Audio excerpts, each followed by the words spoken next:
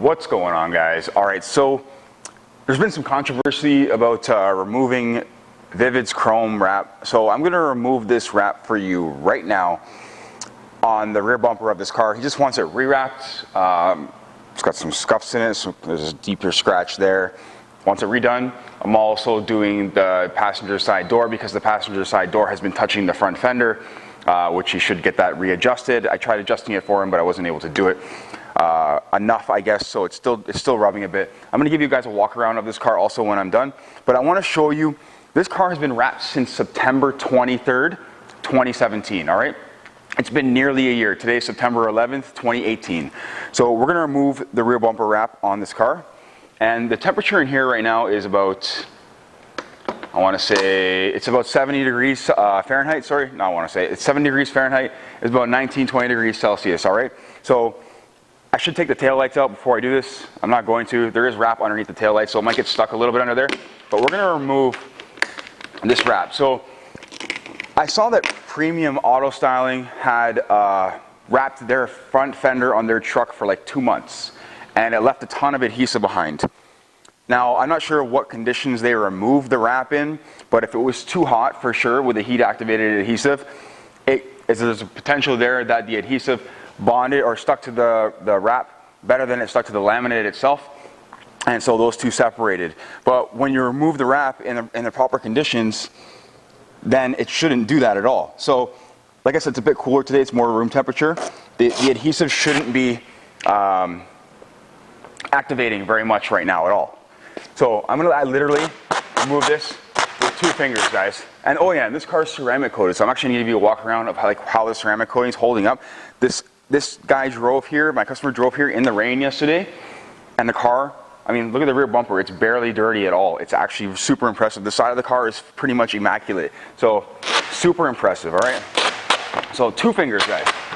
I'm removing this wrap after 1 year. Let's get stuck around the bottom there. Okay? Super easy, like this doesn't get any easier than this.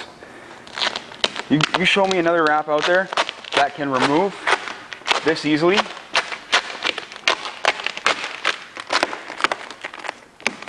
Because I don't think there is. Look at this. 1 year, guys. 1 year, and this wrap is coming off like so easily. Again, the temperature makes a huge, huge difference. Because, like I said, a heat-activated adhesive is just gonna wanna grab on. While this is, just making sure my mic's working, while this is the perfect temperature right now to remove this. So it comes with like a lot of things, you know, 3M has to be installed in a particular temperature because otherwise it rips or it gets too sticky or the glue builds up, you know. Everyone's got their ways about how things should be done, you know, as far as every brand goes. Like this is, I mean, it just doesn't get any easier. It's getting stuck around the bottom a little bit, but that's okay.